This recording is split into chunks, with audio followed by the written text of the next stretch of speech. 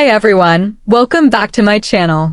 If you're new here, don't forget to hit that subscribe button and join our growing community of story lovers. Today, I'm sharing a story that still feels like a heavy weight on my heart, a story about blurred lines, trust, and the consequences of ignoring the quiet voice of conscience. This isn't a story about scandal. It's about how one small crack in trust can shatter the foundation of a marriage and the long road it takes to try and repair it. So, grab a cup of tea and settle in, because this one is going to take you on a journey of emotions, mistakes, and self-reflection. It all started a few months ago. My husband was invited to a company retreat by his boss, Robert, a man I barely knew back then. I thought it would be good for him, a chance to bond with colleagues and maybe even move closer to that long-awaited promotion. At first, Robert was just another name in my husband's work stories, but as time went on, he started becoming more present in our lives. He'd call sometimes to discuss work with my husband, and every now and then, I'd find myself exchanging small talk with him too. It seemed harmless, friendly, nothing more. But something subtle began to shift.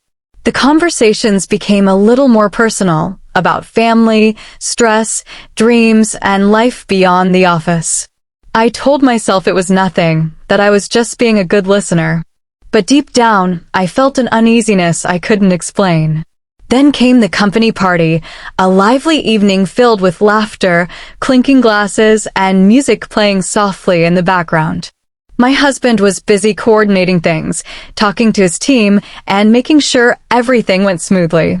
That left me alone, or at least feeling that way.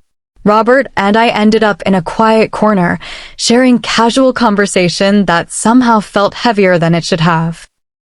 He told me how stressful the business had been lately, how he admired how supportive I was of my husband, how rare it was to see that kind of partnership. But somewhere in that moment, a boundary blurred, not in action, but in emotion. A lingering look. A pause that felt longer than it should. It was subtle, yet it sent a ripple of guilt through me. I excused myself quickly, but the weight of that moment stayed. Have you ever had a moment where you knew a line was close to being crossed, even without words? Share your thoughts in the comments. Weeks later, my husband decided to host a barbecue for his coworkers, a casual event to celebrate a big project. Of course, Robert was invited. The minute I saw him walk in, my heart skipped, not from excitement, but from dread. I had avoided him since that moment at the party, but now here he was, smiling politely like nothing had happened. Throughout the evening, I tried to stay composed. But tension has a way of making itself visible. My husband noticed. He's always been good at reading me. At one point, Robert and I ended up alone for just a few seconds, exchanging awkward small talk. And that's when it happened. My husband walked in. The look on his face wasn't anger at first. It was confusion. Then suspicion. Then hurt. That night, we had one of the hardest conversations of our marriage. I came clean, not because I had acted on anything beyond that one blurred moment, but because emotional betrayal is still betrayal. I admitted to feeling drawn in, to letting a friendship grow where it shouldn't have. The silence after my confession was louder than any argument we'd ever had. He didn't yell. He just sat there, staring, like he was looking at a stranger. And in that silence, I realized how fragile love can be when trust is fractured. Since that day, we've been trying to rebuild. It hasn't been easy. There are still moments of doubt, moments of pain.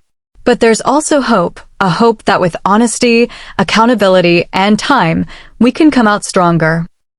If this story has taught me anything, it's this. Temptation isn't just about grand mistakes. Sometimes it's the small moments, the shared laughs, the casual conversations that test your commitment the most. So, think before you step into a gray area. It's harder to find your way back than you think. Thank you for listening. If this story touched you in any way, hit that like button, drop a comment, and don't forget to subscribe for more real-life lessons and emotional journeys. Until next time, take care of your heart and the hearts of those who trust you.